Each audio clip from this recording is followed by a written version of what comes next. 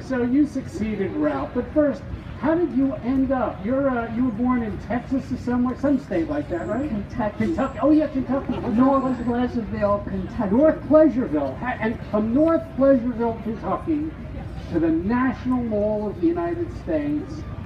How did you get here?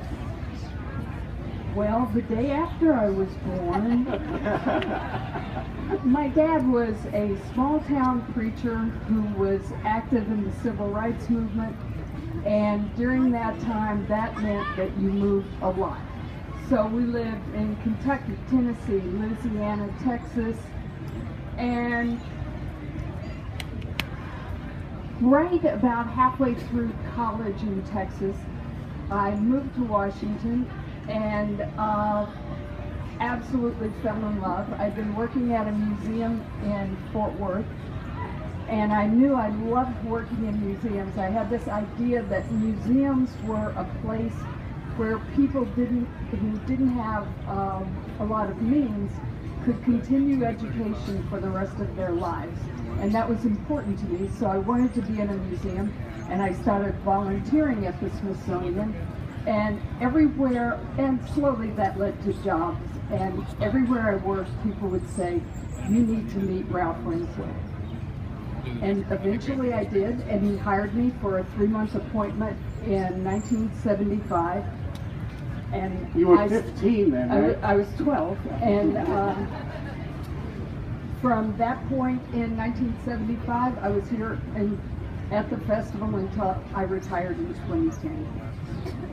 So you were director for how many years then? I think I was director for 25. I think I worked here 35 years, and I was director for 25. Wow. And Steve, you became director after Diana. How did you get that position? How did you get to this place?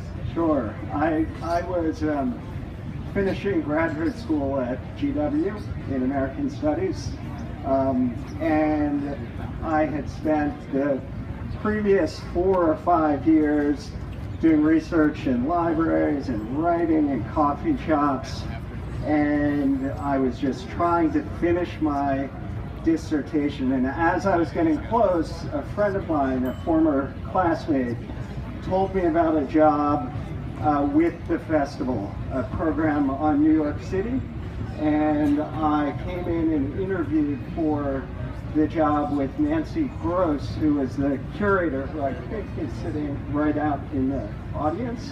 And it was a program assistant job. And from what I hear, Diana did not want to hire me. And Nancy, she didn't want to hire me either. It's absolutely and Nancy true. had to argue for me.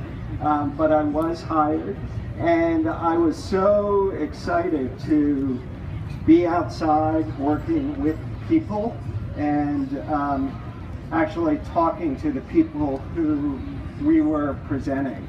And through that experience, I just really fell in love with the festival, and the contrast with sitting by myself writing my dissertation was extreme.